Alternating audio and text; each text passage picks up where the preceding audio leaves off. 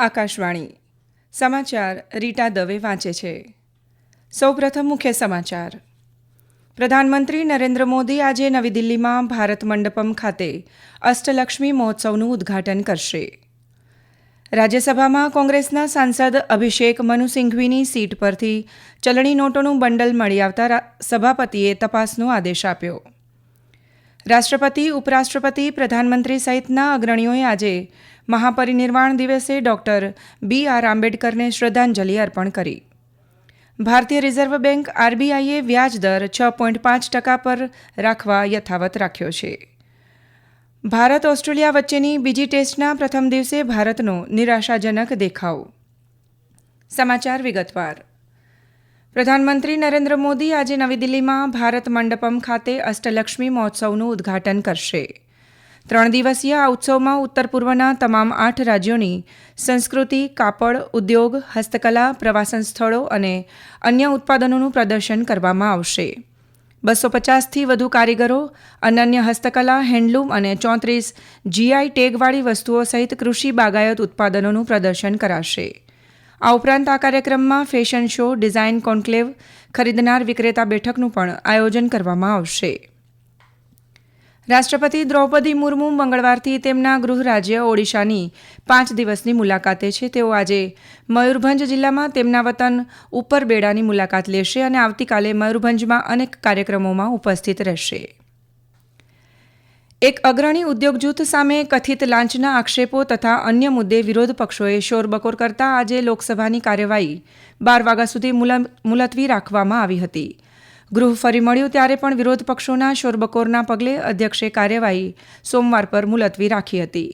આજે સવારે કાર્યવાહી શરૂ થઈ ત્યારે કોંગ્રેસ સહિતના વિરોધ પક્ષોએ ઘોંઘાટ કરતા અધ્યક્ષ ઓમ બિરલાએ સભ્યોને પ્રશ્નકાળ ચાલવા દેવા વિનંતી કરી હતી, પરંતુ વિરોધ પક્ષના સંસદોએ કાર્યવાહી ચાલવા દીધી ન હતી. દરમિયાન ગઈકાલે રાજ્યસભામાંથી ચલણી નોટોનું બંડળ મળી આવ્યું હતું.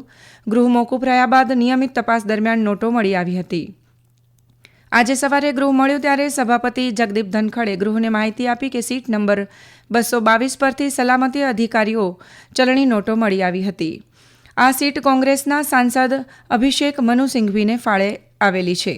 તેમણે જણાવ્યું કે આ ગંભીર મુદ્દો છે અને એની તપાસ કરવામાં આવશે. બંધારણના ઘડવૈયા ભારત રત્ન ડોક્ટર બી.આર. આંબેડકરની 69મી પુણ્યતિથિ નિમિત્તે આજે મહાપરિનિર્વાણ દિવસ મનાવવામાં આવી રહ્યો છે. રાષ્ટ્ર નિર્માણમાં ડોક્ટર આંબેડકરના યોગદાનને ઉજાગર કરવા દેશભરમાં અનેક કાર્યક્રમોનું આયોજન કરવામાં આવ્યું. રાષ્ટ્રપતિ દ્રૌપદી મુર્મુ આજે ભુવનેશ્વર ખાતે ભારત રત્ન બાબા સાહેબ આંબેડકરને પુષ્પાંજલિ અર્પણ કરી હતી.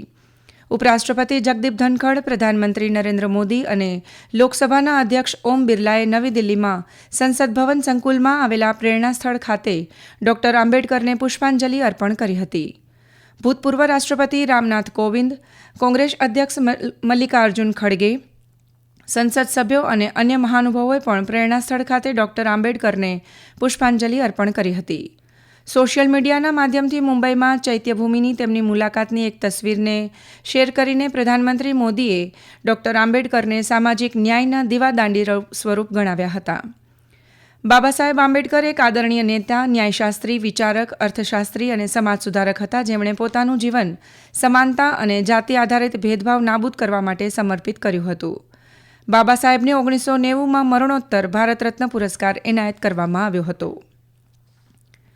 કેન્દ્રીય આરોગ્ય મંત્રી જગત પ્રકાશ નડ્ડા આવતીકાલે હરિયાણાના પંચકુલાથી ક્ષય રોગ અંગેની 100 દિવસીય સઘન અભિયાન શરૂ કરશે. આરોગ્ય અને પરિવાર કલ્યાણ મંત્રાલયના રાષ્ટ્રીય ક્ષય નાબૂદી કાર્યક્રમ હેઠળ ક્ષય રોગની ઘટનાઓ અને મૃત્યુદરના પડકારોને પહોંચી વળવા સમગ્ર દેશમાં આ અભિયાન હાથ ધરવામાં આવશે. આ કાર્યક્રમમાં હરિયાણાના મુખ્યમંત્રી અને હરિયાણાના આરોગ્ય મંત્રી આરતી સિંહ રાવ પણ હાજર રહેશે.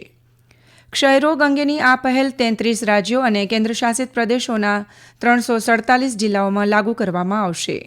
100 દિવસની ઝુંબેશનો મુખ્ય ઉદ્દેશ ટીબીનો દર, નિદાન થયેલા કેસો, ટીબીને લીધે થતા મૃત્યુનો દર સુધારવાનો છે. આ ઉપરાંત આ ઝુંબેશ અંતર્ગત દર્દીઓમાં ટીબીના અદ્યતન નિદાનના ઉપયોગોમાં વધારો તેમજ વધુ જોખમ ધરાવતા દર્દીઓ માટે વિશેષ સંભાળ અને વિસ્તૃત પોષણ સહાયની પણ જોગવાઈ છે. બંદરો, વહાણવટા અને જળમાર્ગ મંત્રી સર્બાનંદ સોનોવાલે કહ્યું છે કે આગામી વર્ષોમાં ઉત્તર પૂર્વ ભારત દક્ષિણ પૂર્વ એશિયાના વિકાસનું કેન્દ્ર બની શકે છે.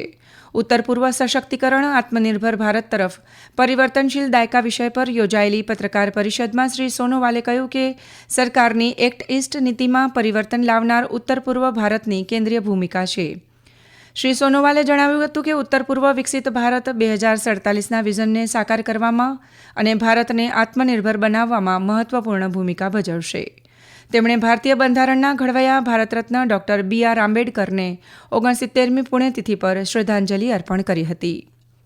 આ સમાચાર આપ આકાશવાણી પરથી સાંભળી રહ્યા છો. આ રાષ્ટ્રીય સમાચાર આપ અમારી YouTube channel AIR news Gujarat પર પણ સાંભળી શકશો.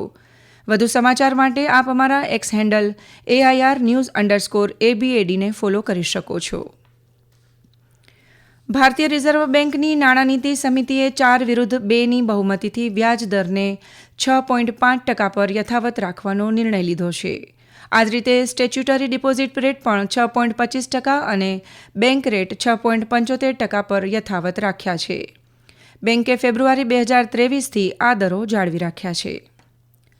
વિદેશ મંત્રી ડોક્ટર S. જયશંકરે ભારત અને જાપાન વચ્ચે સેમિકન્ડક્ટર સહયોગના વધતા મહત્વ પર ભાર મૂક્યો છે. આજે નવી દિલ્હીમાં ભારત જાપાન ફોરમના ઉદ્ઘાટન સત્રમાં બોલતા જણાવ્યું કે બંને રાષ્ટ્રો આ ક્ષેત્રમાં તાઇવાન સાથે પણ નજીકથી કામ કરી રહ્યા છે. ડોક્ટર જયશંકરે આવા સહયોગના મહત્વ પર ભાર મૂકતા આગામી દાયકામાં ભૌગોલિક રાજકીય સ્તરના સમીકરણોને સંતુલિત કરવા માટે સેમિકન્ડક્ટર્સ એક મહત્વપૂર્ણ ઘટક હોવાનું કહ્યું હતું. તેમણે વિદ્યાર્થીઓને વિદેશમાં અભ્યાસ માટે પ્રોત્સાહિત કરવા અને ભારતીય કેમ્પસમાં વિદેશી વિદ્યાર્થીઓને આવકારવા સહિત આંતરરાષ્ટ્રીય સહયોગ માટે ભારતની વધતી જતી નિખાલસતા તરફ પણ ધ્યાન દોર્યું હતું. બાંગ્લાદેશની વચગાળાની સરકારના વડા પ્રોફેસર મુહમ્મદ યુનુસે ગુરુવારે દેશમાં લઘુમતીઓ પરના હુમલાઓ વિશે સચોટ માહિતી મેળવવા માટે ધાર્મિક નેતાઓની મદદ માંગી છે. ગઈકાલે ઢાકામાં મુસ્લિમ, હિન્દુ, બૌદ્ધ અને ખ્રિસ્તી સમુદાયના ધર્મગુરુઓ સાથે કરેલી વાતચીતમાં તેમણે કહ્યું કે લઘુમતીઓ પર હુમલાનો મુદ્દો વિદેશી મીડિયા દ્વારા ફરી સામે આવ્યો છે, પરંતુ વાસ્તવિકતા અને પ્રકાશિત સમાચાર વચ્ચે માહિતીનું અંતર છે. શ્રી યુનુસે કહ્યું કે સરકાર આ વિશે સચોટ માહિતી જાણવા માંગે છે અને તે માટે તેમણે ધર્મગુરુઓને સંવાદમાં જોડાવા માટે વિનંતી કરી છે, જેથી દેશમાં લઘુમતીઓ પર હુમલાની કોઈ ઘટના બને તો તેની તાત્કાલિક માહિતી એકત્ર કરી શકાય અને ગુનેગારોને સજા આપી શકાય. શ્રી યુનુસે આવી ઘટનાઓને રોકવા અને પીડિતો માટે તાત્કાલિક ઉપાય સુનિશ્ચિત કરવા પર પણ ભાર મૂક્યો હતો. ઈરાનના ખુઝેસ્તાનમાં આજે સવારે 5.6ની તીવ્રતાના ભૂકંપને કારણે ઓછામાં ઓછા 29 લોકો ઘાયલ થયાના અહેવાલ છે. સ્થાનિક સમય મુજબ સવારે 7:32 વાગે હાફટેલ કાઉન્ટીમાં કેન્દ્રબિંદુ ધરાવતો આ ભૂકંપ 10 કિલોમીટરની ઊંડાઈએ નોંધાયો છે. આ ભૂકંપને પરિણામે મસ્જિદ સોલેમન કાઉન્ટીમાં તીવ્ર આંચકા અનુભવાયા તેમજ પ્રાંતીય રાજધાની અહવાઝમાં પણ તેની અસર વર્તાઈ. ખુઝેસ્તાનના ગવર્નર મોહમ્મદ રેઝા માવલીઝાદેહે જણાવ્યું છે કે મસ્જિદ સોલેમાનમાં 296 મકાનોને ભૂકંપથી નુકસાન થયું છે. તેમણે ઉમેર્યું કે ભૂકંપ પ્રભાવિત વિસ્તારોમાં બચાવ ટીમો મોકલવામાં આવી છે. શ્રીનગરમાં ગઈકાલે તાપમાનનો પારો -4.1 ડિગ્રી સેલ્સિયસ પહોંચતા મોસમનો સૌથી ઠંડો દિવસ રહ્યો હતો, જ્યારે લોકપ્રિય પ્રવાસન સ્થળ ગુલમર્ગમાં -4.3 અને પહેલગાંવમાં -6.5 ડિગ્રી તાપમાન નોંધાયું. હવામાન વિભાગના જણાવ્યા અનુસાર આગામી 3 દિવસ દરમિયાન ઉત્તર પશ્ચિમ ભારતમાં અને આગામી 2 દિવસ દરમિયાન પૂર્વ ભારતમાં લઘુત્તમ તાપમાનમાં 2 ડિગ્રી સેલ્સિયસનો ધીમો ઘટાડો થવાની ધારણા છે. હવામાન વિભાગે જણાવ્યું કે આ મહિનાની 10મી સુધી પંજાબ, હરિયાણા અને ચંદીગઢના અલગ અલગ વિસ્તારોમાં મોડી રાત્રે અને વહેલી સવારે ગાઢ ધુમ્મસની સ્થિતિ પ્રવર્તે તેવી શક્યતા છે. ભારત અને ઓસ્ટ્રેલિયા વચ્ચે બોર્ડર ગાવસ્કર ટ્રોફીની બીજી ક્રિકેટ ટેસ્ટ મેચ આજે ઓસ્ટ્રેલિયાના એડિલેડ ઓવલ ખાતે શરૂ થઈ છે. ભારતીય કેપ્ટન રોહિત શર્માએ ટોસ જીતીને બેટિંગ પસંદ કરી છે. છેલ્લા અહેવાલ પ્રમાણે ભારતે 6 વિકેટ ગુમાવીને 118 રન કર્યા છે. KL રાહુલે 37 અને શુભમન ગિલ 31 રનમાં આઉટ થયા છે. અંતમાં મુખ્ય સમાચાર ફરી એકવાર.